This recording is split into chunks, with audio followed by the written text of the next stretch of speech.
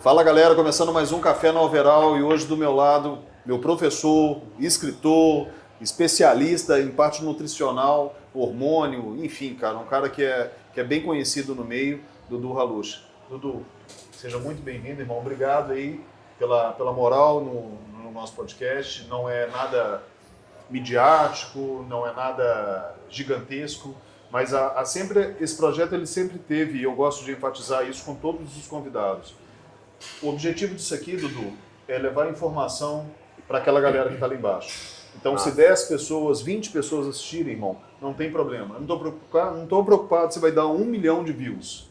Mas se 10 pessoas pararem de fazer cagada e ouvir um cara que entende e tentar conduzir o nosso esporte da melhor forma possível, eu fico feliz pra caramba e isso que é a missão. Então, seja muito bem-vindo. Com certeza. Né? Obrigado. Espero que a galera goste aí do nosso podcast. Vão gostar, né? Ah, com certeza. É muita informação. É muita informação. Muita informação de qualidade. Pessoal, para quem não sabe, o Dudu hoje ele é nutricionista, ele é especialista em hormônio, eu acho que é de parte de dar... como fala isso, cara? Ensinar sobre hormônios? Mas você não tipo assim, você não fez farmacologia. Não. Mas você é um cara que hoje, se a gente colocar a Tati... Ai, meu Deus, esqueci o sobrenome dela. A Tati Faria? A Tati Faria, do seu lado, se pega a Daba, se pega qualquer pessoa da farmacologia, hoje te enxerga como um colega de profissão e um cara que entende pra caramba, ou eu tô enganado? Eu acho que, como eu comecei a falar de hormônios, em 2010, mais ou menos. Então, tem bastante tempo. Né? Claro, naquela época eu não tinha muito conhecimento, estava aprendendo também. E eu comecei a trazer bastante embasamento científico por meio do fisiculturismo. Então, acho que esse foi um diferencial. Por mais que eu não tivesse uma formação na área, eu estudei por livros e artigos, né?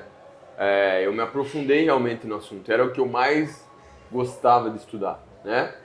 Hoje eu estudo mais nutrição, mas eu continuo estudando hormônios. Então, teve uma época ali que eu mergulhei muito nisso, né? Então, eu fui mesmo na ciência ali. E acho que por isso que me deu bastante respeito dentro do fisiculturismo, né? Num primeiro momento, as pessoas, às vezes, questionavam o fato de eu não ter a formação o fato de eu não ter a formação e dentro do fisiculturismo, o fato de eu não ter tido uma carreira como atleta. Mas tudo isso foi, com o tempo, eu fui ganhando espaço justamente porque eu preparava muitos atletas, e eu trouxe, e quando a galera viu que eu tinha propriedade para falar do assunto, fui ganhando respeito. Comecei a dar palestras, comecei a dar aula em pós-graduação, mesmo sem ter formação na área, eu era convidado para palestrar e dar aula. Aí eu publiquei o meu livro em 2017, eu acho que foi um livro revolucionário, né? Qual que é? Era aquele... Hormônios no Fisiculturismo. Foi o primeiro livro que eu publiquei. Hoje já tenho 4 livros publicados, 12 e-books, tem bastante conteúdo aí sobre hormônios. É engraçado isso, Dudu, porque eu não sei se você concorda comigo, mas no Brasil a gente vive uma questão, tipo assim, não importa se você é bom, mas se você tem um título, todo mundo tem que abaixar a cabeça. Num contexto geral, por exemplo, eu vou deixar isso bem claro. Você pega um médico que nunca leu um artigo sobre hormônio. Sim. Ele pode virar para você e falar, você está usando hormônio, você vai morrer. Só que o cara não consegue entender absolutamente nada sobre o que ele está falando. Mas pelo título de formação e um CRM que ele carrega, ele se sente no direito de falar algo que não tem propriedade. E quando você faz esse caminho inverso que eu falo porque é um autodidata que pega... Não é só ler um artigo, né, mano? Você precisa entender interpretação aquilo ali. Isso leva tempo, né? Leva tempo, leva dedicação e acima de tudo, a pessoa ela tem que estar ela tem que ser meio fora da casinha para conseguir. Cara, eu acho que um diferencial também é o fato de eu ter vivido isso, né, na prática. Eu usei hormônio, né? Eu usei por muitos anos, então é diferente ter o conhecimento sobre o assunto quando você tem a prática do uso, quando você observa muita gente utilizando, você conversa com muita gente que utiliza, você olha exames, enfim. é outra visão, né? Então, por exemplo, um médico quem é um médico que deveria trabalhar com o usuário de hormônios?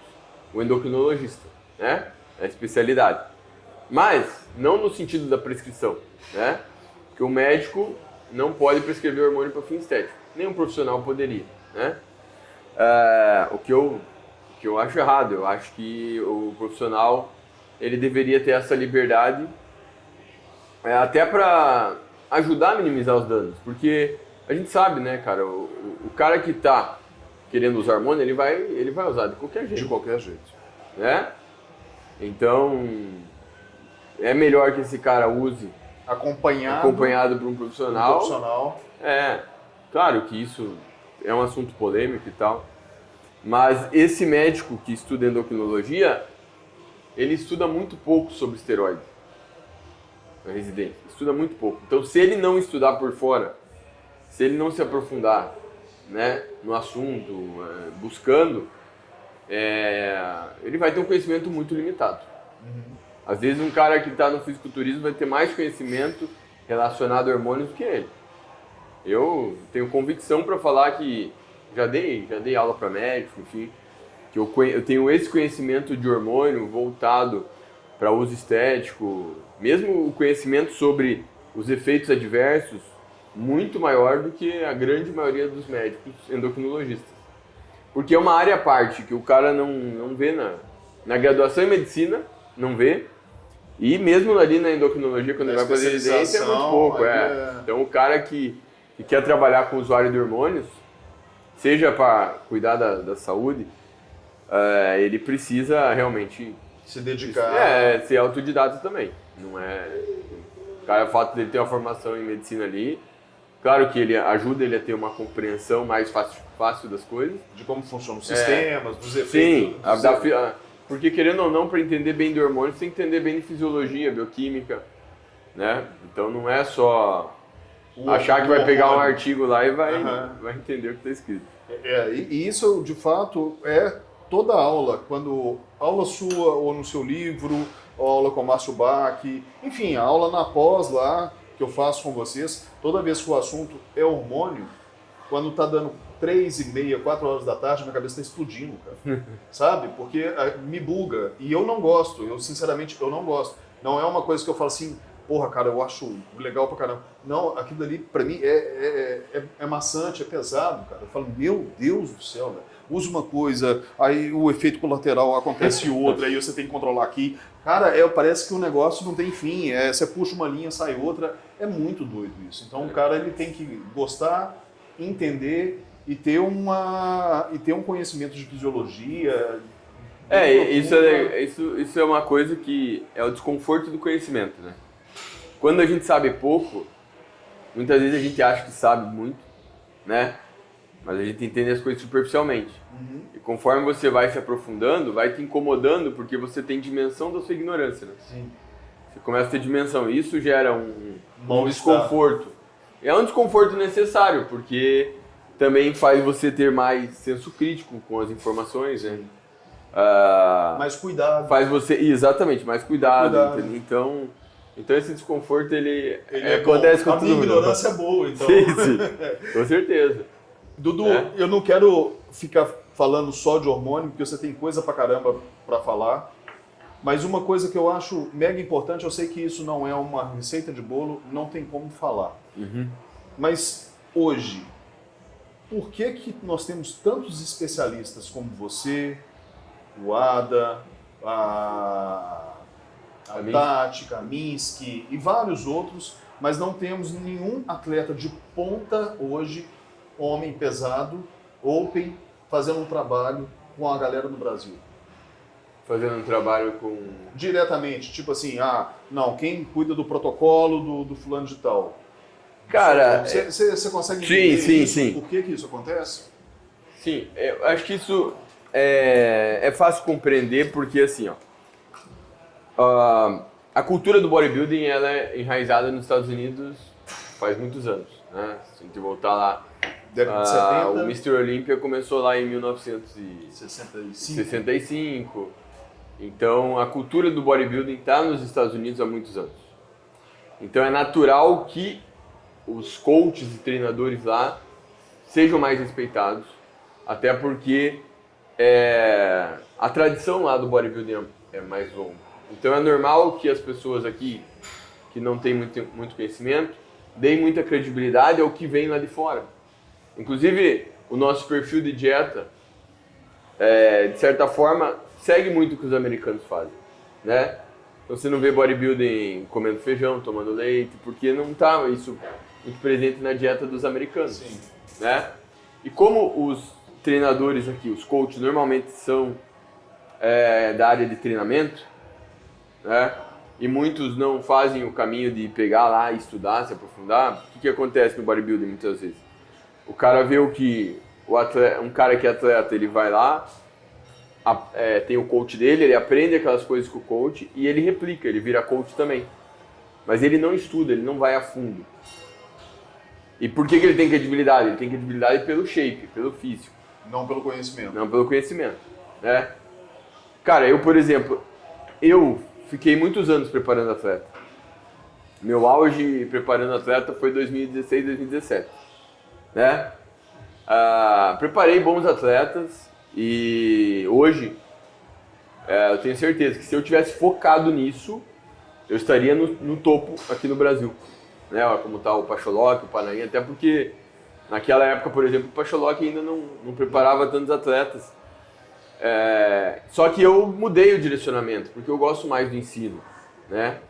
E não dá para levar as duas coisas com maestria. O bodybuilding, a preparação, né, ela envolve muito tempo. E eu acho que esse é um caminho que outros também, que você citou, né, acabaram escolhendo, né?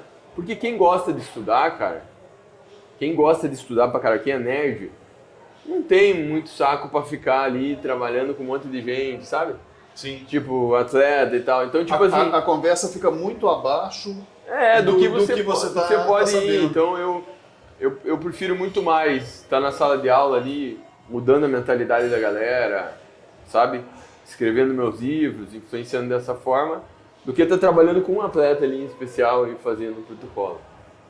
Mas, assim, eu acho que, pelo que eu já fiz dentro do fisiculturismo, pelo respeito que eu criei, eu acho que isso acabou influenciando já bastante gente, coaches, enfim. Mas eu acho que tem muita coisa para mudar ainda, cara. E eu acho que isso não é só no fisiculturismo, né?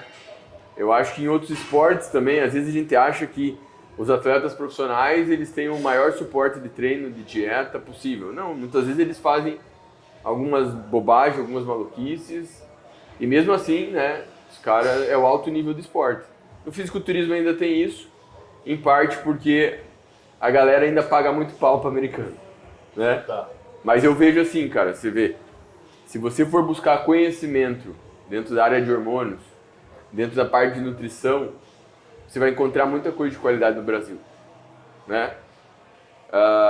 Tanto que eu tenho pacientes da Europa e tal que falam isso, que tipo, não vem o conteúdo que eu posto, por exemplo, lá, não é tão comum e tal. Então eu acho que a gente está produzindo muito conteúdo de qualidade. Essa pós, por exemplo, né, a pós-graduação Bodybuilding Coach. Cara, isso aí não existe nos Estados Unidos. Sensacional. Não existe. Sensacional. É outro nível, né? Ali é literalmente, eu falo numa boa, é sensacional. Eu tive a oportunidade de estar com os melhores, cara, hoje no Brasil. Sim. Os melhores. De todo mundo que você vê, você fala, porra, não, sensacional. E eu acho que assim, o caminho para você se tornar um coach, ser bem conhecido, leva tempo. Leva tempo, né? Então, eu acho que ainda vai vir uma geração futura aí que vai trabalhar mais com embasamento científico, vai trabalhar menos com empirismo, né? A nutrição está crescendo muito. Hoje a gente tem muitos coaches que são da área de treinamento, e aí o cara normalmente faz tudo, faz a dieta, faz o treino, faz o protocolo, e o cara é limitado. Talvez ali na parte de treino ele mande muito bem, na parte de protocolo médio e na parte de nutrição médio. Só que qual que é o diferencial do coach no fisiculturismo? Né? Que por mais que você tenha um conhecimento de nutrição foda, você não vai virar um coach foda de um dia pro outro. É o feeling. O feeling é ali, ó, a prática que você vai adquirindo, né? E você vai entendendo ali como o físico da pessoa responde.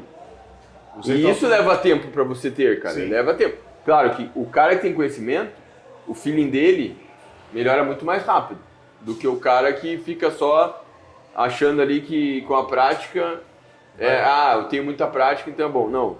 O cara que só tem prática, ele fica limitado porque muitas vezes ele não entende o que está acontecendo com o físico do atleta, do seu paciente. O cara que tem conhecimento, tem prática, ele tem mais noção do que ele está fazendo. Ele tem mais controle, né? Ele tem mais controle. Então, mas é aquela coisa, são duas coisas. Então, quando você tem muita teoria e não tem prática, vai levar um tempo para você realmente conseguir trabalhar com atletas de maior potencial genético e conseguir se destacar por isso, né? É um caminho, mas se você tiver conhecimento, você vai subir mais rápido. E um caminho fácil é o caminho do cara assim, o cara que já tem uma genética boa e já tem um reconhecimento como atleta. Para ele é fácil virar um coach e trabalhar com bons atletas.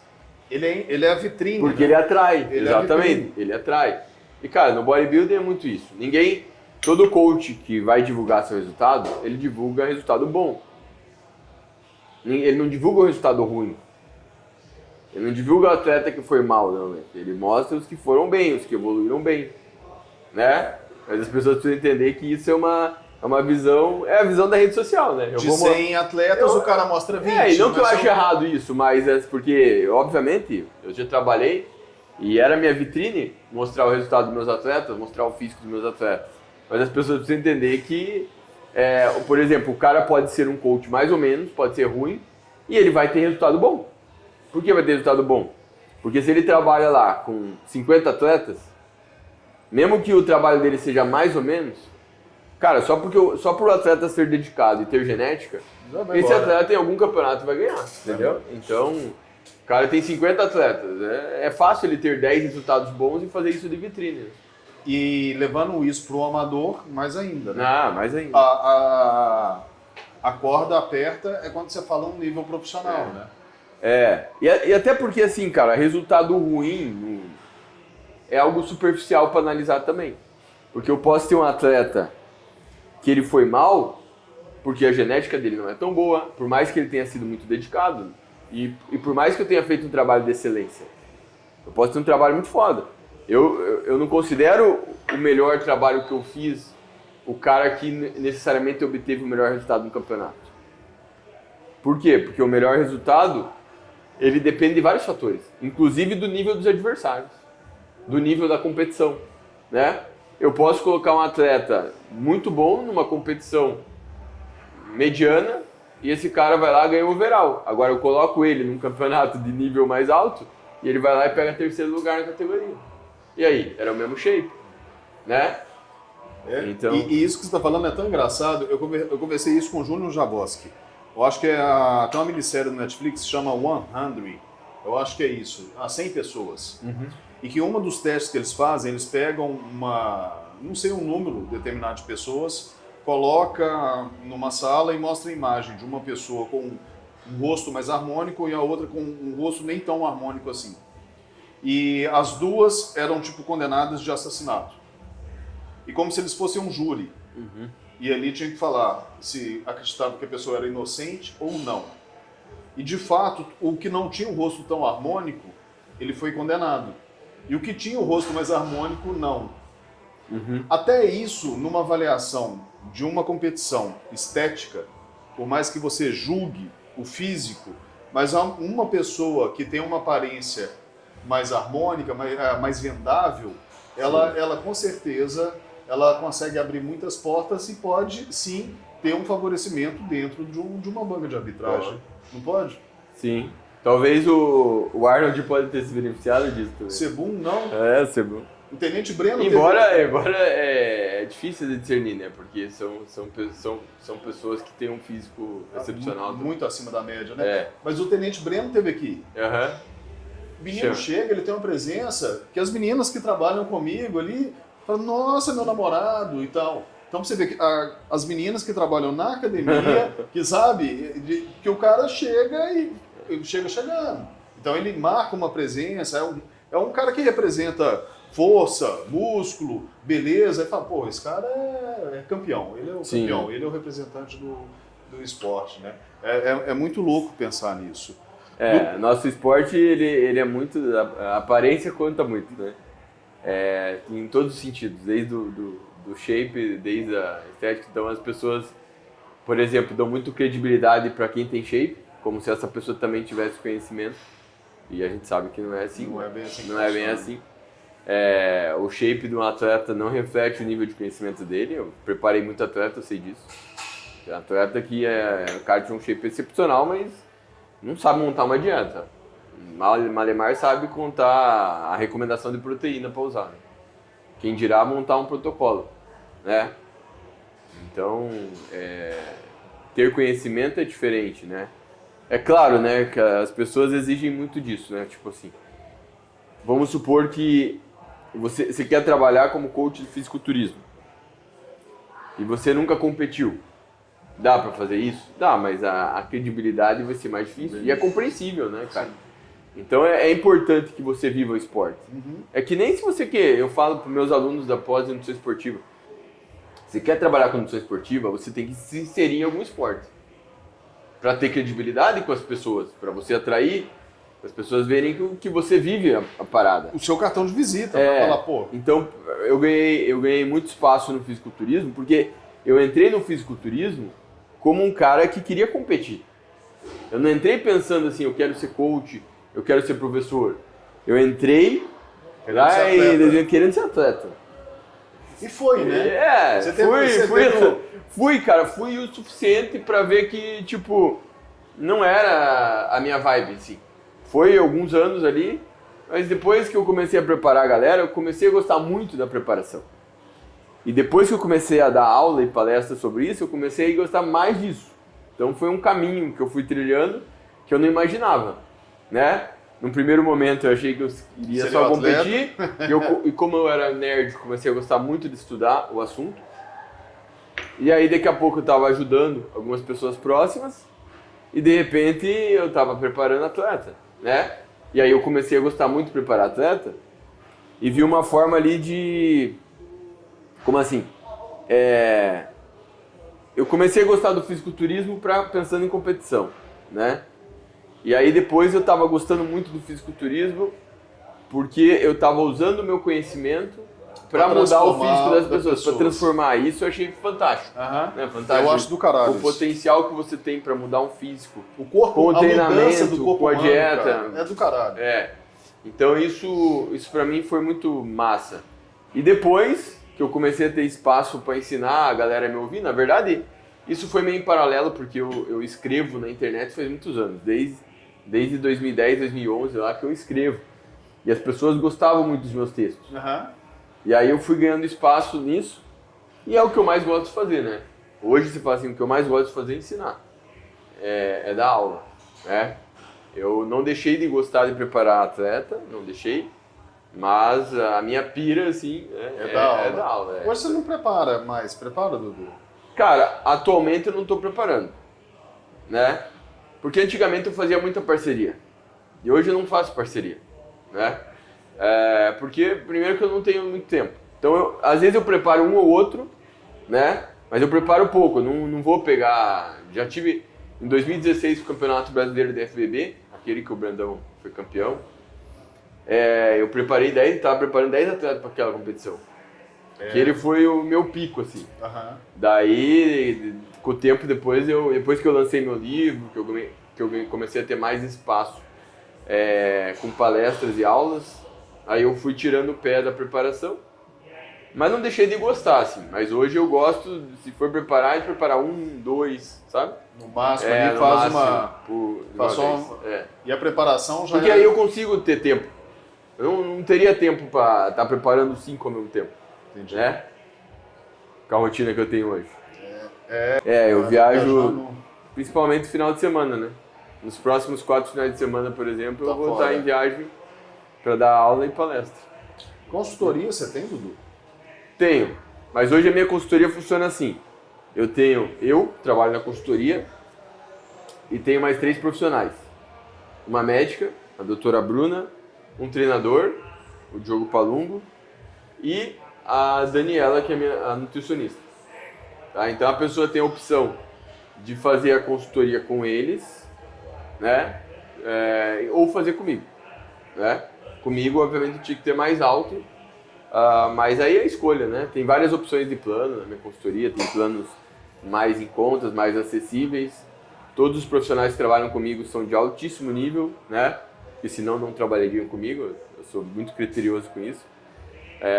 Mas não é tanto o meu foco, né? O meu foco realmente é mais trabalhar com produção de conteúdo. De conteúdo mesmo.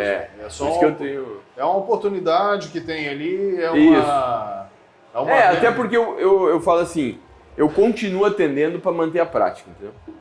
Porque eu sei o quanto é importante eu falar sobre a minha prática nas minhas aulas, por exemplo.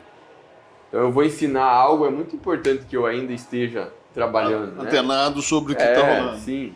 Até porque eu vou me aperfeiçoando quando eu vou adquirindo conhecimento e vou utilizar esse conhecimento na prática.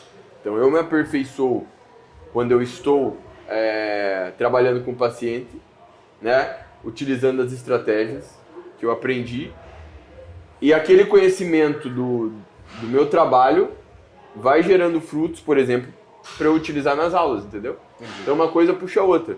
Eu vou estudando a teoria, aplico ela, e ali o resultado que eu tenho na prática, através da evolução, através de observando o paciente, é algo que me traz mais conhecimento para usar também nas minhas aulas. Durante ali a prática das aulas, a parte teórica. Quando eu escrevo também, enfim, tudo isso... Isso contribui para caramba. Eu acho que isso é por isso que eu ganhei muita credibilidade ao longo dos anos, né? Porque eu não era um cara só teórico, né? Eu realmente vivia parado. E não só isso, né, Dudu? Direto você dá... Neguinho fala besteira na internet, você dá uma lenhada, né, mano? Eu já vi algumas coisas, porra, o Dudu ficou puto, cara. O cara tipo assim, porra, para de falar merda, irmão. Tá falando besteira. E você não tem... você não abaixa a cabeça independente Não. Ainda mais quando estão falando daquilo que eu estudei, né? Pra valer. Aí você vê pessoas que têm um conhecimento básico de bioquímica querendo falar de fisiologia, bioquímica, metabolismo, como se entendesse. E aí sim, normalmente dependendo ali do contexto, né, eu realmente... Qual foi das maiores besteiras que você já ouviu assim, no mundo do fisiculturismo? No mundo do fisiculturismo? Você lembra, bicho, mas que absurdo. Tem bastante bobagem, né? Acho que na parte do nutrição, acho que um dos clássicos é o leite, que é falar que o leite engrossa a pele, por exemplo, né? Isso é algo enraizado no bodybuilding, né? É difícil mudar. Isso vem do bodybuilder, cara, essa ideia? Que o leite... Cara, eu não sei em algum momento ali... Porque os bodybuilders do passado, lá nas décadas passadas, utilizavam leite. Muito leite, né? Mas acho que a partir dos anos 90 ali... Normalmente você já não vê mais leite na dieta dos bodybuilders. Foi na mesma época que deu o boom da suplementação, né? E é um pouco muito estranho. Eu acho que é algo que se disseminou nos bastidores ali do esporte e ficou. A ideia de que, por exemplo, soja reduz testosterona também é outro mito. A ideia, às vezes, os caras achar que não podem comer feijão. Ou que tem que zerar carboidrato. Acho que isso é uma coisa que também é muito forte ainda. Achar que zerar carboidrato vai potencializar a perda de gordura. Ainda existe essa crença de alguns atletas. Muito. Então isso não tem fundamento, né? E isso não é oportunismo, Dudu? Você vai lembrar, eu tenho certeza que você vai lembrar. Tim Ferriss, 4 horas para o corpo. Você lembra desse cara? Tim Ferriss, não estou lembrado. Esse livro, 4 horas para o corpo, é um livro dessa grossura. Ele foi eleito pelo New York Times, eu acho que 4 anos seguidos, o melhor livro, porque o New York Times ele faz aquela lista. E eu tive acesso ao e-book e na época eu estava muito gordinho e comecei a ler. E quando eu comecei a ler esse livro, ele faz várias coisas. Então uma das primeiras coisas é zerar o carboidrato, banho gelado e tal. E eu fiz todo o procedimento, cara. E eu sou um cara muito metódico. Tinha gráfico, anotava, coisa de retardado, mas eu fiz isso.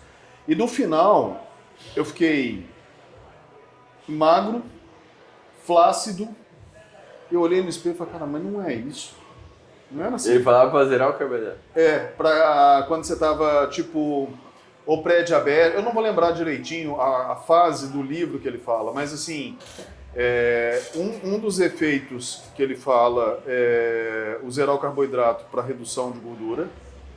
Então você vai diminuindo o carboidrato. Uma outra coisa que ele falava era da hipotermia do banho gelado. E aí ele dá um exemplo de um cientista da NASA que ele faz o cálculo para quando a nave volta para a Terra, ela sofre um aquecimento. Sim. E aí eles têm que fazer um refrigeramento da nave para suportar o calor na entrada da atmosfera. O cara vai longe. Vai. E aí eu li tudo aquilo e o cara escreve bem e falei, porra, faz sentido. Comprou a ideia. Eu comprei a ideia e fiz o teste. Eu falei, beleza, no máximo que vai acontecer eu não evoluir.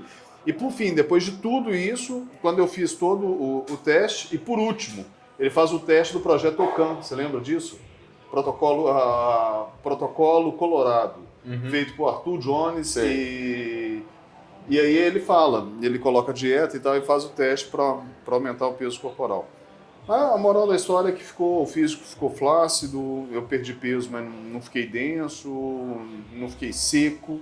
Eu falei, cara, tem alguma coisa errada. A experiência não foi legal. Hoje, uma das coisas que você fala, Dudu, e normalmente eu tenho... É até difícil de entender. Quando eu comecei a ler alguma coisa de nutrição, eu peguei que carboidrato complexo era carboidrato rico em fibra. E depois, através de você, eu vi que não é isso. Não. Que o carboidrato ele tem a mudança da molécula dele, que faz ele ser complexo ou não. Ou simples. Como que você identifica isso no alimento, cara? É que assim, o carboidrato simples, ele é formado por moléculas mais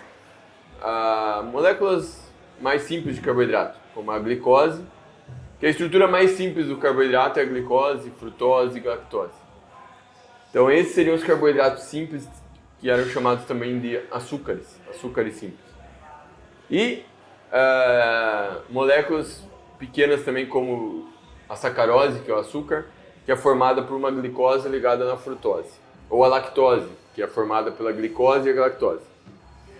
Agora, esse tipo de carboidrato você encontra no açúcar, no mel, nas frutas, né? Frutose, enfim, glicose.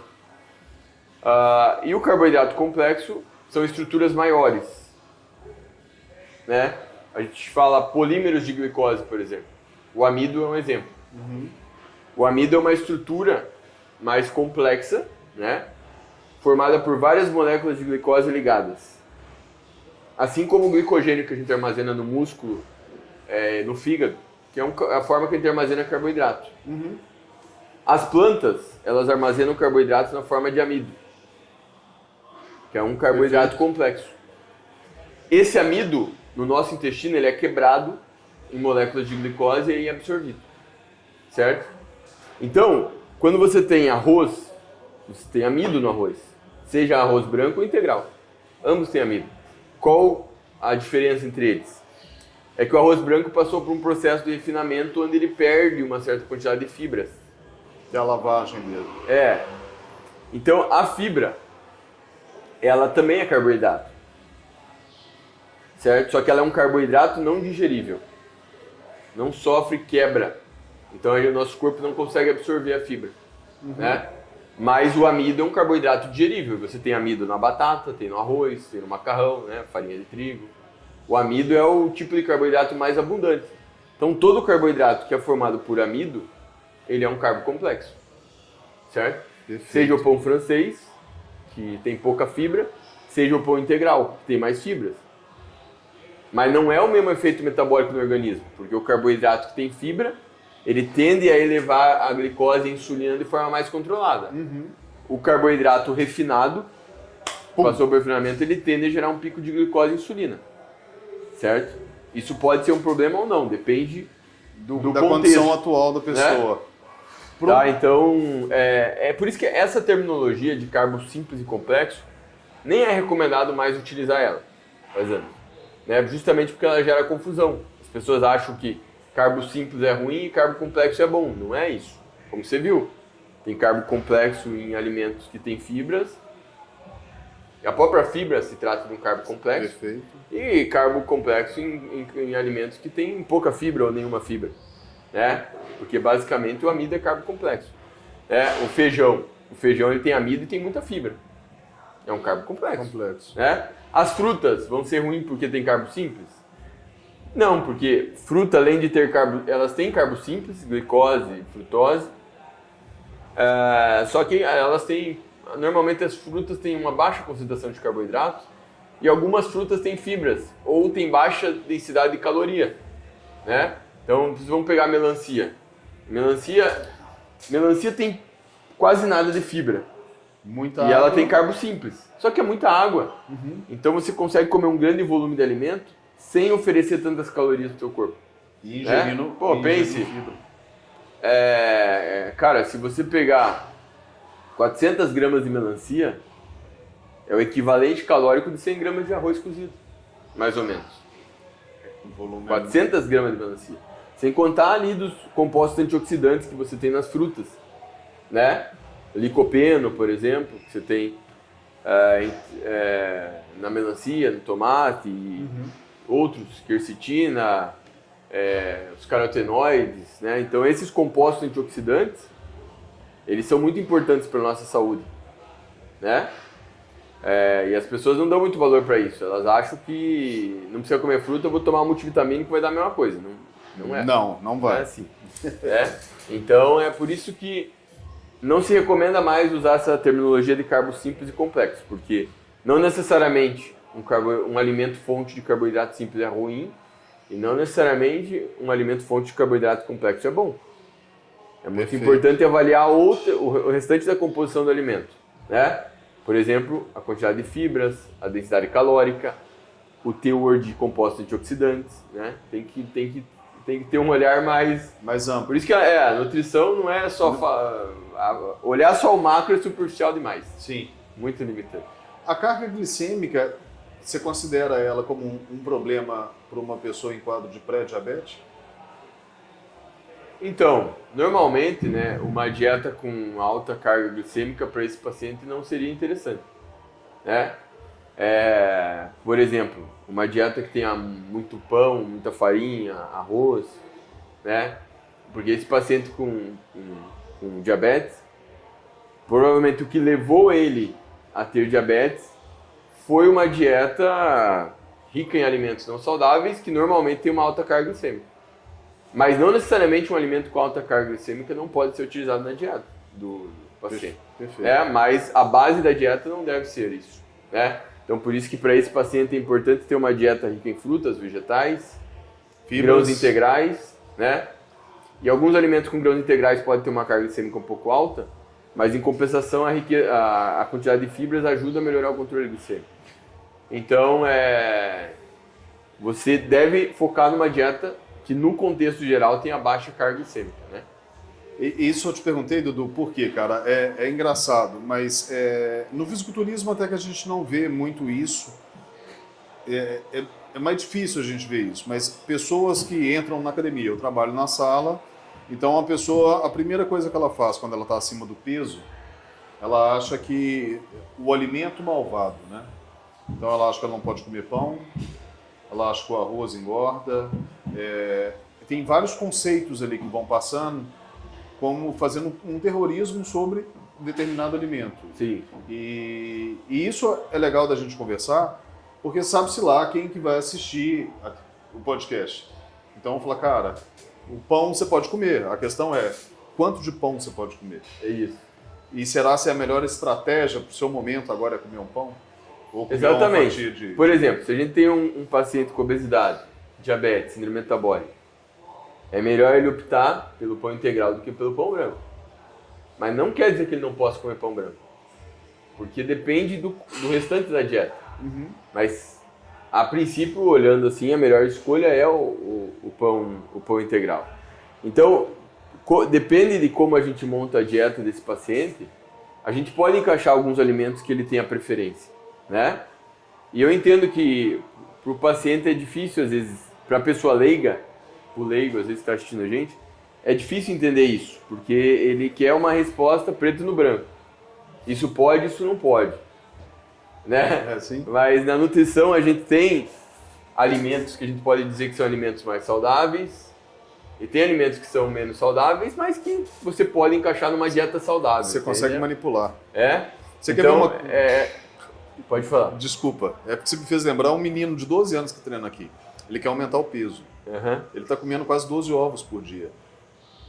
Então, assim, fala, cara, será se é o ideal você comer 12 ovos por dia? Será que você vai ter o resultado disso? Ou o residual de gordura que vai ter no ovo vai aumentar ali o tecido adiposo, enfim. Talvez se você aumentasse, fizesse uma manipulação de um carboidrato mais rico em fibra, você não teria um resultado de encher mais o físico sem utilizar tanta gordura. Na verdade, também seria... Claro, eu acho que não precisaria comer essa quantidade de ovo, ele pode distribuir melhor na dieta, mas não quer dizer também que ele vai ganhar gordura por isso, né? Tudo depende de tudo que ele está fazendo. Né? Então, eu normalmente vejo que nesse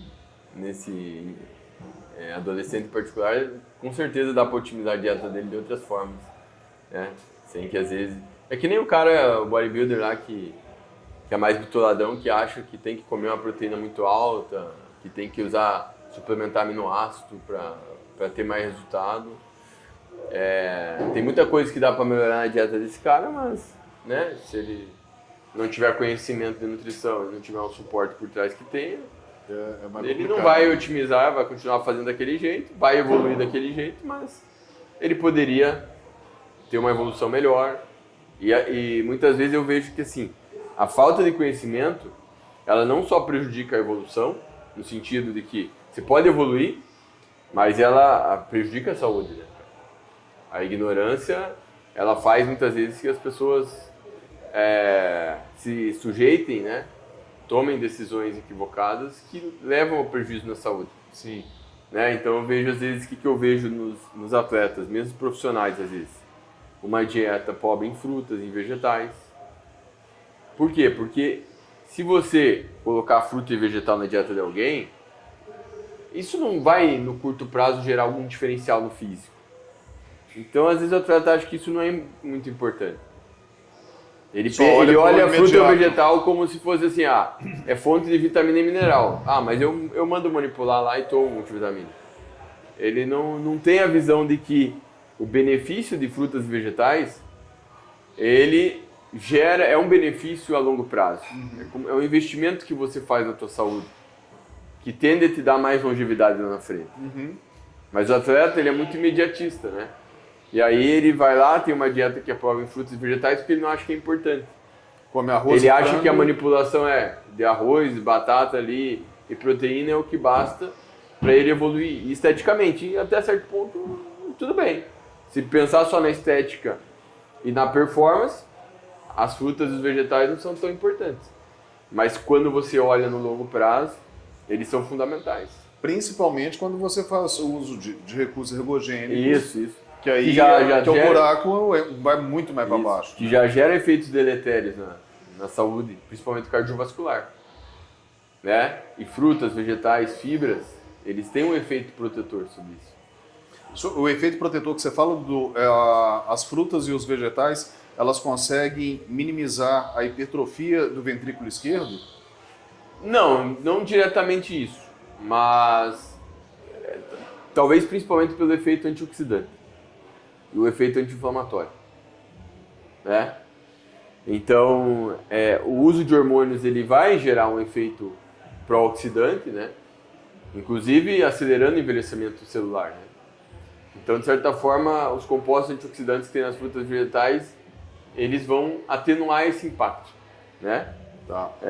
De forma sistêmica, eu diria, tá certo? Mas, claro, não vou evitar. Assim como fazer exercício aeróbico, né, cara? É algo que não tem um potencial para mexer no colesterol, mas gera uma série de benefícios sobre a saúde cardiovascular, né? E muitas vezes o atleta não faz Não dá muita aeróbico importância. ou acha que fazer uma caminhadinha ali já tá bom na saúde. Então, os efeitos, eles são bem amplos, na verdade. Muito do que a gente, às vezes, não entende bem ainda, né? Isso é o mais difícil, né? Porque a gente... É uma ciência, principalmente... A nutrição ela é uma ciência bem recente, não é, Dudu? Se a gente comparar com outras, né? O curso de nutrição surgiu quando no Brasil? Cara, eu acho que foi anos 70 ou 80. Eu já tinha visto o negócio. É Bem recente, cara. Mas eu acho que é por aí, anos 70. Eu esqueci, tá? Eu acho que é por aí. Se eu tiver... Já disse, não tenho certeza. É por aí. Então você tem a parte da nutrição, e aí a gente está falando de nutrição clínica, porque quando abre um curso de a ciência da nutrição e abre um curso superior de graduação para a pessoa fazer uma nutrição, ela não está pensando num cara igual estava aqui o Ala Bonandiman, o Júnior Javoski, está pensando nos caras, um ser humano dentro da média de um padrão normal, né? Sim. E aí você pega a nutrição esportiva, então ela fica mais restrito ainda, e com certeza a gente tem um gap de tempo para trazer bem para o tempo atual, que realmente a gente vai formando pessoas aqui dentro para ter um conhecimento de basamento de nutrição, e fora isso entra a parte hormonal para o treino, né? Para o desenvolvimento muscular. E isso fica mais complicado ainda, porque é uma coisa que não se estuda. Se você pega o Rizzuti, pega o Márcio Bach, pega qualquer médico e fala com ele, cara, você sabe o efeito que acontece de uma pessoa usar 3 anos direto trembolona? Não, isso. A gente não sabe o efeito que isso acontece. O bodybuilding é uma bolha experimental, né? A galera tá usando as coisas, muito do que a gente entende o efeito parcialmente, né? E a gente tem alguns trabalhos que nos dão indícios do efeito de determinados fármacos, mas ainda assim é muito limitado o que a gente conhece. Então eu posso dizer, por exemplo, que eu aprendi muito observando, né? Mas tem muita coisa que a gente não entende, né? Às vezes as pessoas querem dar uma explicação. Uma pessoa, vamos supor, que você está mal por alguma coisa. Quando o cara fica mal, ele pode desconfiar que é os hormônios, né? Ele pode desconfiar um monte de coisa. E muitas vezes, cara, não vai ter uma resposta clara. Porque é um mundo experimental, querendo ou não. As pessoas estão sendo cobaias quando elas estão usando um monte de coisa, né? Elas estão lá usando um monte de hormônio, usando termogênico, enfim. Uma série de substâncias que está prejudicando a saúde. E claro que você pode fazer um uso desses recursos, e atenuar os danos causados por eles. Eu acredito nisso. Só que você não tem como anular o dano causado por eles. Principalmente quando o cara usa muitos recursos. Né?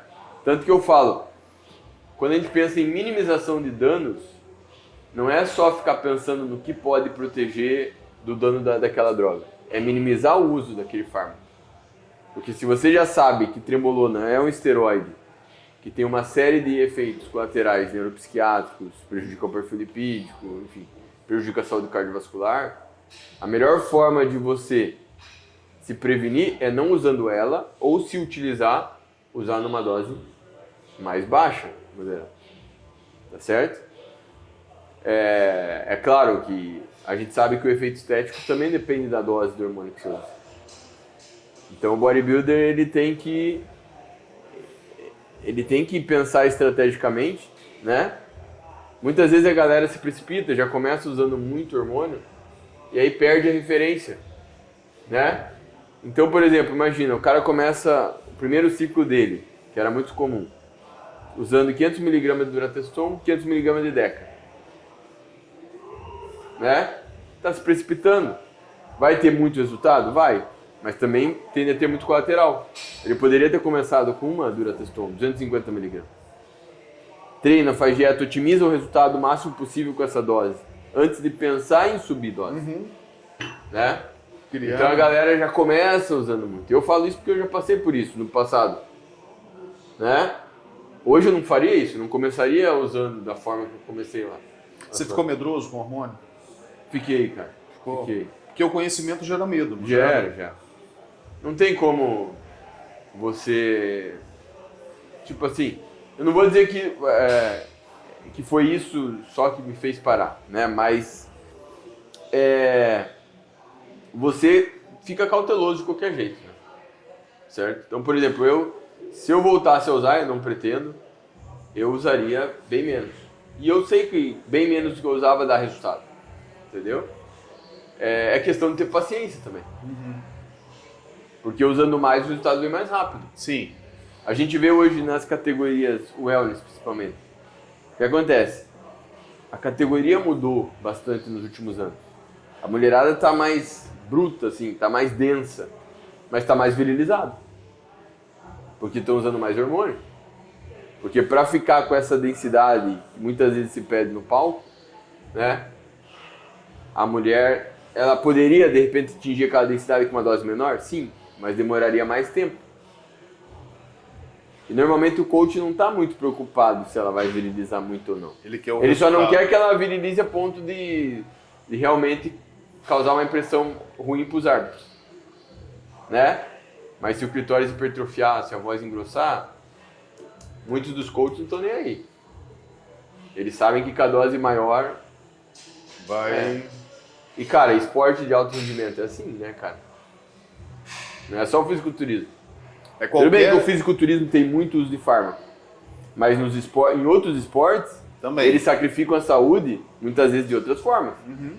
Fazendo outros tipos de... Às vezes o nível de treinamento muito excessivo, enfim. Que geram efeitos deletérios para a saúde, né?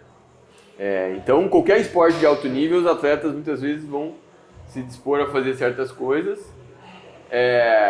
para buscar a melhor performance, o melhor resultado, e eles deixam a saúde em segundo plano. E os treinadores, os coaches também. Sim. Então, isso que me fez um pouco sair do lado de coach, sabe? E focar mais no ensino, porque eu não estou disposto a entrar nesse jogo. Entendeu? Por exemplo, às vezes eu já tive atleta que falava assim: Dudu, eu queria competir nessa categoria, uma categoria de peso mais baixo. E aí o cara tinha que tirar lá, sei lá, mais de 5 quilos, às vezes 10 quilos para competir em uma semana. Eu sei como fazer isso. Mas é loucura que você tem que fazer. Não tem como você fazer as coisas na boa para tirar 10 quilos do cara em uma semana. Vai ter que mandar o cara pra sauna, vai jogar diurético, né? É pancada. Pra mim, isso eu não tô disposto a fazer, entendeu? Eu prefiro falar pro cara, não vamos nesse campeonato. Vamos em outro, né? E muitas vezes não vai ser naquela categoria que ele quer. Entendeu? Mas eu não tô disposto a assumir esse risco. Até porque eu não acredito que vale a pena, entendeu? Né? Por mais que o nosso corpo seja resistente, por isso que eu falo, quando o cara morre, o bodybuilder morre, jovem, é porque provavelmente ele estava pegando muito pesado, entendeu? Porque o nosso corpo ele é bem resistente, né, cara? Você está falando uma coisa que, olha que engraçado, saiu um estudo estimativo de vida dos craqueiros na Cracolândia em São Paulo. Quanto tempo você acha que eles duram, na média? Ah, é essa mesmo? Juro. Cara... Eu estava assistindo isso no Pânico, eu acho que foi o Sami Dana que falou isso. Ele pegou um estudo, a média de vida de um cara na Cracolândia em São Paulo, comendo lixo e usando crack. Tomar aquelas pitulinhas, aquelas cachaças. 15 anos. 10 anos, Dudu. 10 anos. Cara, é impressionante, cara. Como o cara não come... Naquelas condições. Naquelas condições. O cara não toma banho, não tem nada. Ele come lixo e tal. E o corpo suporta 10 anos ali. É impressionante, cara. Por isso que quando um atleta morre jovem, é porque ele pegou pesado, provavelmente. Claro, às vezes o cara já tinha uma tendência genética, tem problema e tal. Mas o nosso corpo ele é resistente, né? O cara morrer ali antes dos 50, tem bodybuilder que usa hormônio aí por décadas, né? Doses altas, tá lá. 40, 50 e poucos anos, né? Então, quando o cara realmente morre jovem, ele provavelmente é porque abusou demais de muita coisa. Muita coisa. Não só de hormônios, né? De várias outras De substâncias. várias outras coisas, né? Dudu, eu como seu aluno, e como hoje o meu maior desejo é me tornar uma das referências como treinador no Brasil, como que eu não vou ficar com medo, irmão? Essa que é a minha pergunta. E aí? Pois é, cara. Você é meu professor, irmão. Você não pode me deixar com medo, porque senão eu não vou virar treinador, porra. E aí? Não, mas, cara, eu penso assim, eu acredito num bom trabalho. Tanto que, se a pessoa, Dudu, eu quero competir, eu vou preparar ela, né? Mas eu sempre vou orientar ela. Se a pessoa, porque eu presumo assim, ó, a pessoa que quer competir ou está no fisiculturismo, ela tem que ter o mínimo de consciência que algum risco ela está assumindo. Como se ela E tivesse estando comigo, eu garanto que ela vai ter menos risco do que estando com outro coach, né? Ou estando sozinha fazendo o trabalho, certo? E jogar limpo, né, cara? Eu acho que assim, por exemplo, preparar uma atleta wellness, como eu falei, você pode fazer ela evoluir mais rápido com mais hormônio. Tem que ver se ela está disposta a isso. Pagar e você preço. também tá disposto. Então, um bodybuilder, você vai preparar um bodybuilder de alto nível, é o cara que vai ter que usar muito hormônio.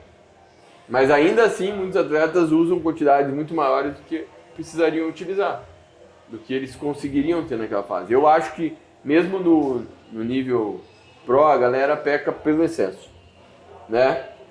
E tem aquela mentalidade, não, esse nível é assim e tal. E, cara, tem muita coisa. Quer ver um cara que, pra mim, acho que das maiores referências do bodybuilding, não só nacional, mas alto nível, pela forma inteligente que ele trabalhava, é o Eduardo Corrêa. Pra mim, ele é um exemplo de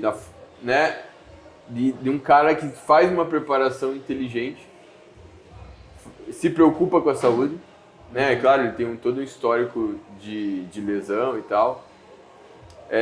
Mas a lesão não pelo abuso de Não, fármaco, exatamente, pelo treino. E, cara, pra mim ele é um grande exemplo, assim, do que os atletas e coaches deveriam se espelhar, né? Você já chegou a ver algum protocolo do Eduardo Corrêa? Cara, dele não, do Aceto já. Porque... Do Corrêa, mais ou menos, assim, mas do Aceto eu já vi. E, cara, eu acho que o Aceto, pra mim, não que eu concorde tudo que ele faz, mas pra mim foi minha principal referência dentro do fisiculturismo. Pela forma inteligente que ele manipula a dieta e pela forma, assim, a questão dos hormônios, ele não é um cara que tem um domínio de farmacologia, mas pra você ver como o cara é bom no feeling, né? Você vê os protocolos dele, não tem nada demais, não tem muito abuso, normalmente, e o cara faz um ótimo trabalho, né? Então, pra mim, ele é o cara, assim, hoje você coloca... também não inventa muita moda. Eu acho que, assim, uma coisa que eu gosto do Aceto também é isso. Ele não inventa muita moda em relação a... Às vezes você vê muitos coaches aí que inventam, fazem o cara usar uma caralhada de suplemento, usar shake ali, shake e tal, e sabe? Fantasiam demais, eu diria, né? Sendo que o grosso do resultado a gente sabe de longe. É o simples.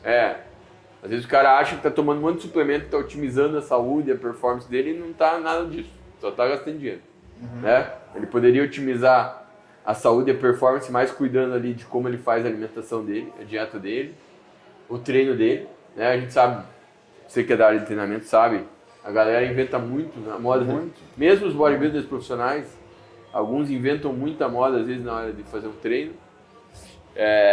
Então, o cara pode otimizar isso com formas mais inteligentes, com conhecimento, né? Sem precisar ficar inventando um monte de exercício ou ficar inventando um monte de suplementos. Né? A fórmula mágica. Hoje você considera o Aceto como o melhor... Cara, o melhor coach do mundo? Eu não estou hoje muito antenado no que os coaches estão fazendo. Né? Aqui eu gosto, aqui no Brasil, do trabalho que o Pacholok vem fazendo. Não sei os detalhes ali, mas eu gosto do trabalho que ele vem fazendo. Eu acho que ele não é um cara extremista, né?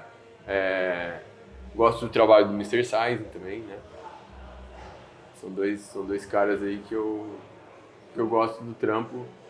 Acho que dentro do possível ali eles tentam se embasar em ciência, né? Tem os métodos deles lá, algumas coisas que eu não concordaria, mas são dois caras aí que eu vi evoluindo, né? Saindo lá de um período que eles não eram coach.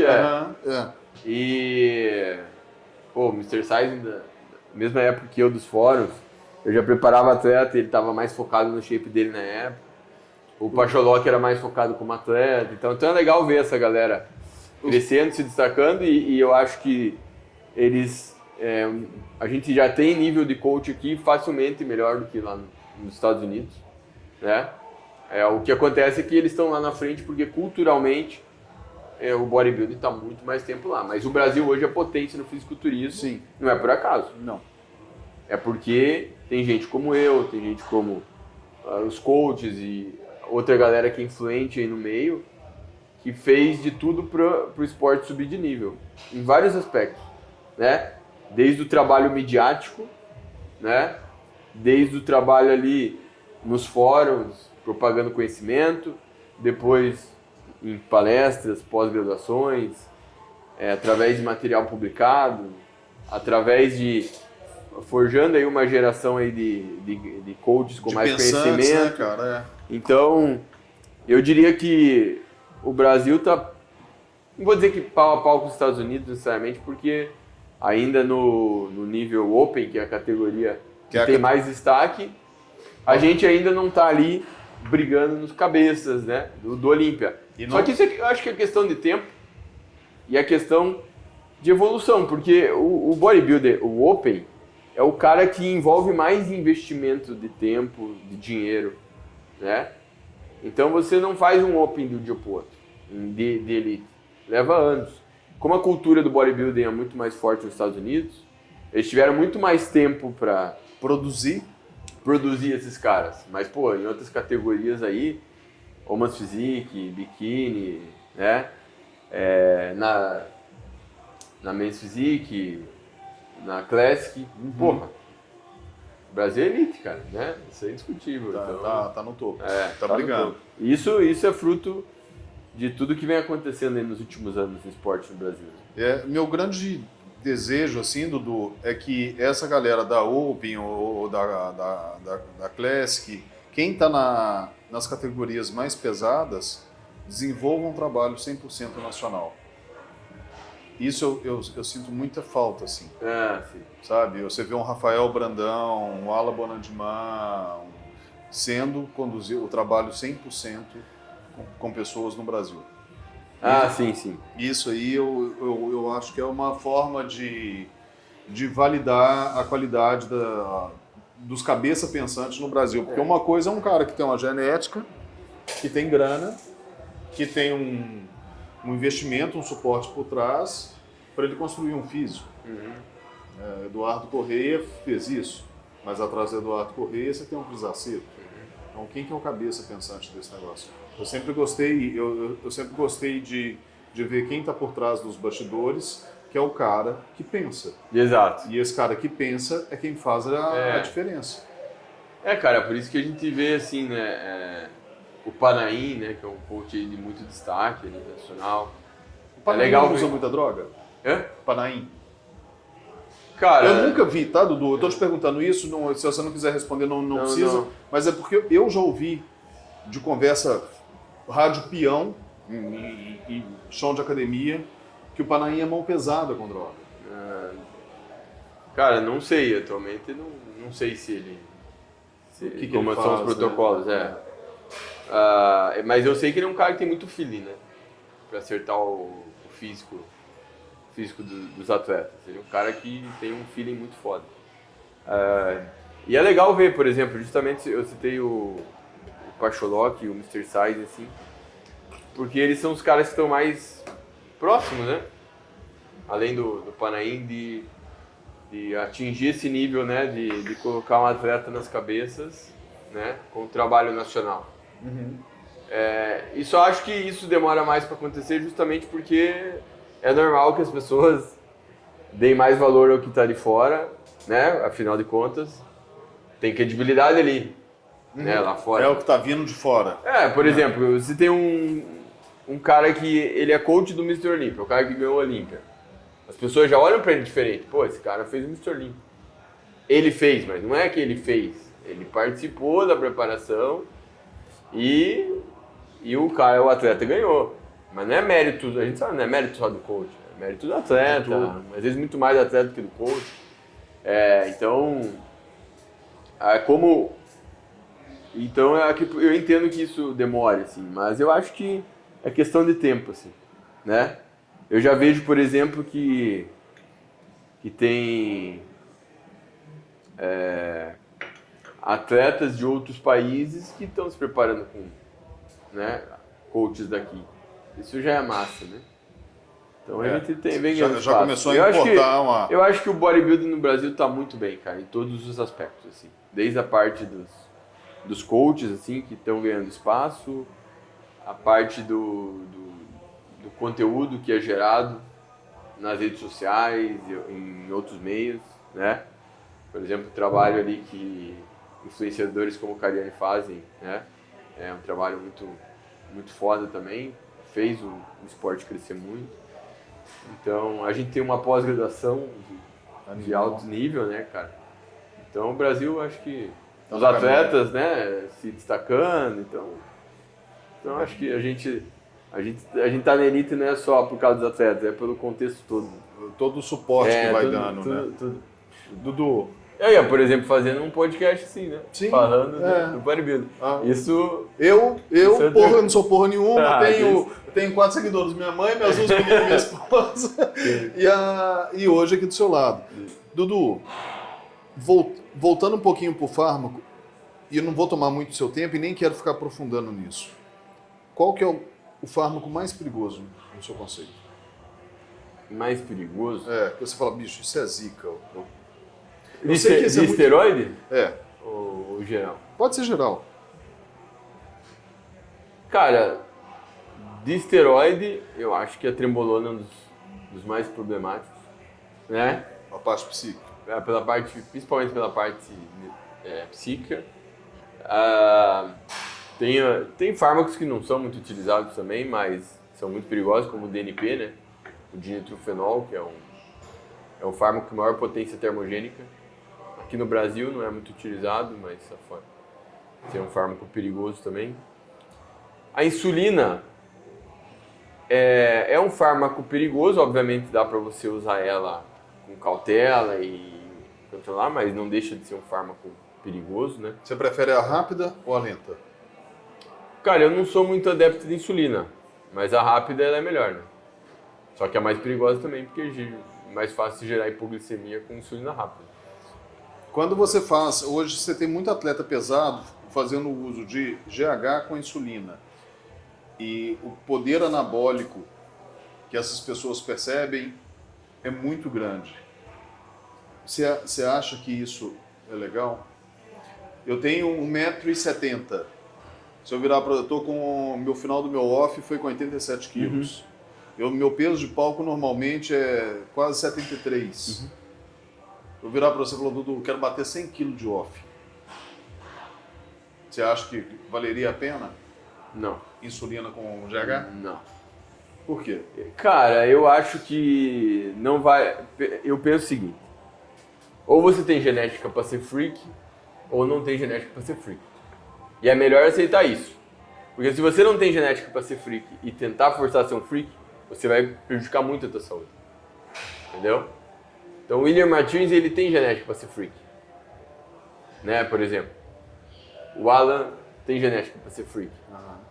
Então esses caras, eles, claro, eles em algum momento eles esforçam para chegar no alto nível, e isso é problemático. Mas um cara que não tem a genética deles, se forçar para ficar do tamanho deles ou próximo, vai forçar tendo que comer muito, usando muita droga, e isso vai debilitar muito a saúde. Então eu não acho que vale a pena. né? Mas eles eu diria para desse você... tamanho se não fizesse isso?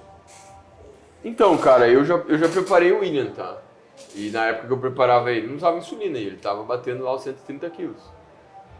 Mas o William, antes de treinar, ele tinha quantos quilos, mano? Quantos quilos que o cara jogou com você? Cara, o William nasceu com 100 ele era quilos, atleta pô. do Manu, do Emanuel Martins.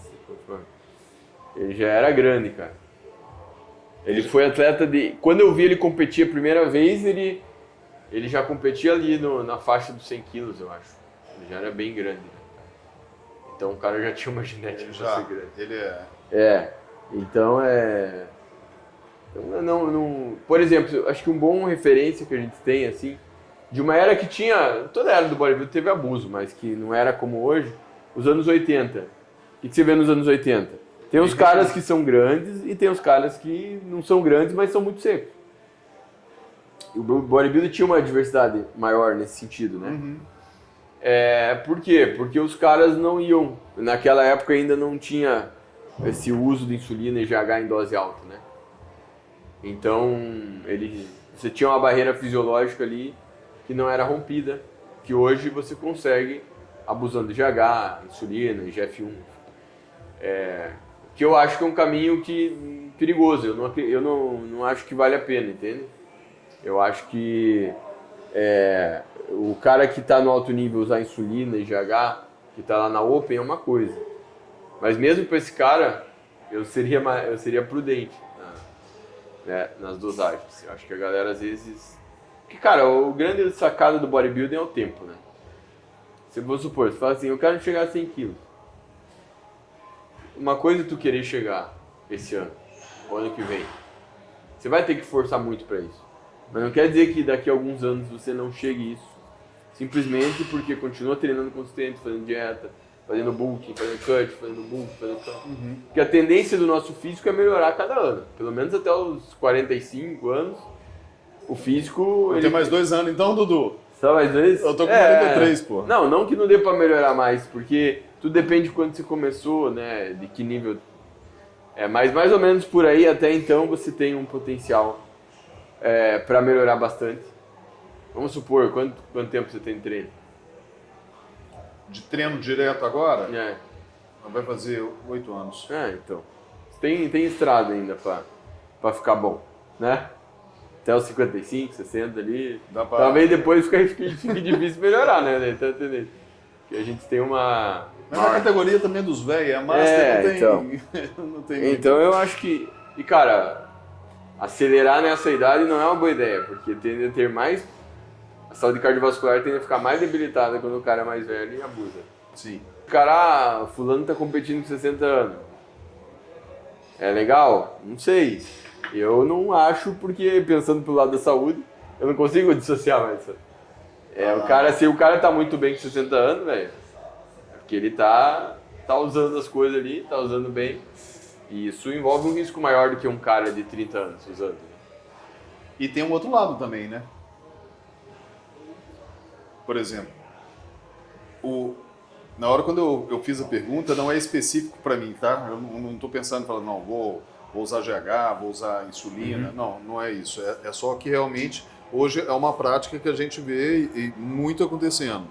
E visualmente o resultado, ele impressiona. Uhum. Impressiona. Eu não sei o efeito deletério isso na saúde da pessoa. Eu nunca peguei um hemograma, eu nunca vi um exame de imagem cardiovascular, mas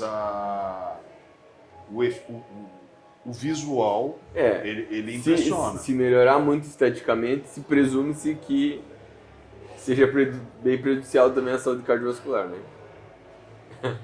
Quando você pega a pessoa mais nova, por exemplo, você está com quantos anos? 39. Você deseja ter filho? Sim. O uso hoje, quando você... por exemplo, eu tenho 3 filhos. Eu já fiz vasectomia. Uhum. Eu já sou careca. Sabe? Então, o efeito colateral, hoje, dentro do que eu faço, ele é muito mais controlado se eu tivesse com 20 anos. Por que você disse, Couto? Porque hoje, por exemplo, eu queria formar uma família. Eu já tenho... Você não precisa se preocupar com isso. Isso que... É isso, né? Sim. De Você certa tem um forma. outro lado da moeda também. Sim, sim. Você tem um outro lado da moeda. Mas é que o maior problema dos esteroides não é, né, isso, né, cara? Não é a acne, a queda de cabelo. São colaterais estéticos. A fertilidade é um colateral normalmente reversível. O maior problema é a saúde cardiovascular. Vascular. E também a parte psicológica. Tirando a parte da pior droga, qual que é a melhor droga? Melhor em que sentido? Anabólico? O que você vê como que é uma... Cara, é difícil porque o potencial de alguns fármacos depende da sinergia, né? Que a gente não entende tão bem assim, mas enfim. Por exemplo, a trembolona eu poderia dizer que é a melhor, mas ela sozinha, não, né? Eu diria que ela, estanozolol, são os mais potentes por efeitos estéticos, que combinam anabolismo, perda de gordura e até mesmo diminuição de retenção hídrica. Né? Mas eles têm que ser combinados com alguma coisa no texto. Né? Porque se for usar sozinho, falando de homens, seria melhor usar testosterona, né? Que combina bom potencial anabólico e outros. Mas junto... Não tanto os efeitos colaterais. E aí Mas olhando pelo potencial estético, eu considero trembolona e estanozolol. E aí colocaria uma texto. Faria uma tríade aí. Os protocolos mais potentes e mais nocivos é essa combinação, né? Testo, trembolona e estanozolol.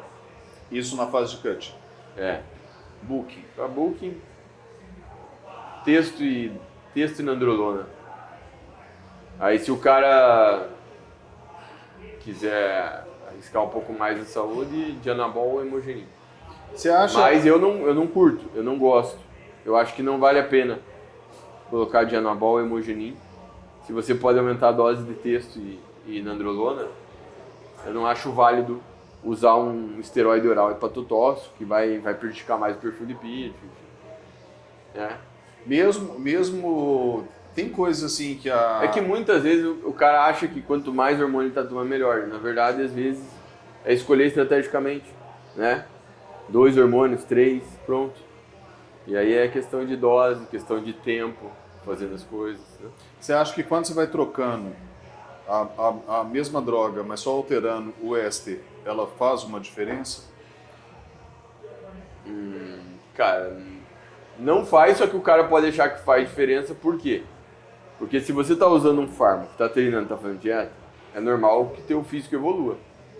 Então vamos supor, o cara estava em bulking usando um enantato de trembolona com texto, enfim. Aí ele entra no cutting, muda para acetato de tremo. O físico dele vai mudar, ele pode achar que a boa parte dessa melhora é porque mudou o éster, mas não faz muito sentido mudar o éster se você mudar o efeito, entendeu? Por quê? Porque o éster só muda o tempo de liberação da droga no sangue. Só que quando você está usando um éster longo continuamente, um pouco intervalo, normalmente a concentração que você vai ter de hormônio é semelhante do éster curto. Tá? Então, não faria sentido dizer que trocou o éster que fez um baita efeito. E às vezes o que acontece? O cara estava usando um éster, um determinado hormônio que estava subdosado e o outro está dosado, né? Que aí... não, eu troquei cipionato por enantato e senti bastante diferença. Não faz sentido. Não faz sentido. Os dois são testosterona e têm um comportamento semelhante. Mesmo que a cadeia de éster seja mais comprida e que... Não faz muito sentido. Texto, então, eu vou olhar e falar assim, qual que é a mais barata? A mais barata do que eu consigo comprar e... Claro, tem uma coisa, né? Quando você tem, por exemplo, diferentes ésteres, a quantidade de hormônio por 100 mg é diferente. Então, por exemplo, trembolona acetato tem mais de 80 mg de hormônio em 100 mg de éster. Se você pegar o enantato de trembolona, vai ter uma 70% de concentração de trembolona. Então a concentração é menor. Então se você pegar 100 mg de acetato, 100 mg de enantato, o acetato tem mais concentração de hormônio. Então se você fizer uma mudança tipo trocar 400 mg de enantato por 400 mg de acetato, a concentração de hormônio nas 400 mg de acetato é maior. Vai ser maior. Então, nesse sentido, poderia fazer um pouco de diferença. Que você está aumentando a exatamente. dosagem. É por isso, então, que tem pessoas que provavelmente devem preferir o propionato, né? Sim, ele é mais concentrado. Ele é mais concentrado. De testosterona do que o enantato cipionato. E ali a meia-vida do propionato é... Não é muito claro a meia-vida. Talvez fique na faixa de um dia, né? Mas a gente não tem essas tabelas de meia-vida hoje, eu entendo que não dá para confiar tanto. Mas a gente sabe que os ésteres curtos tendem a ter uma ação mais rápida, né? Então você tem uma meia-vida curta normalmente. Mas isso não quer dizer que o efeito anabólico seria melhor. Se eu usar um propionato ou usar um enantato, ou uma durateston. Não. Ô Dudu, porra, cara, eu agradeço pra caralho, eu não quero ficar tomando mais seu tempo. Tem algum ponto que você queria levantar, Dudu?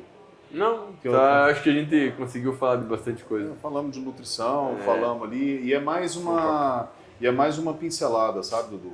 É mais uma pincelada mesmo pra galera. Eu acredito que deve ter algumas pessoas que não fazem parte do meio do fisiculturismo, que te vê treinando ali e não faz ideia quem é você ou de qual que é o histórico. Eu te agradeço de coração pela oportunidade. Eu agradeço o convite. Manda uma mensagem pra galera aí.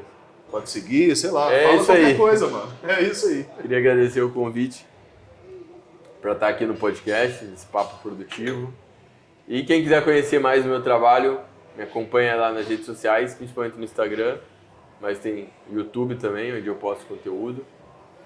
Eu posto conteúdo quase diariamente lá, faz muitos anos já. E também eu produzo muito conteúdo pago de alta qualidade, além de dar aula na pós-graduação, eu ser professor de pós-graduação, coordenador de curso de pós-graduação na Uniguaçu. Eu também tenho uma plataforma de videoaulas, né, que eu falo de nutrição, metabolismo, até de bodybuilding, às vezes. Tenho um grupo de estudos também, principalmente para quem é da área de nutrição aí. É um grupo que se posta muito conteúdo. E tenho vários dos meus materiais, né, meus livros, meus e-books, então quem quiser mergulhar aí nesse mundo do bodybuilding, quiser entender mais sobre emagrecimento, hipertrofia, é só me acompanhar lá e adquirir meus materiais. Perfeito. Valeu, galera. Obrigadão. Valeu, moçada. Até o próximo Café no Overall. Fui.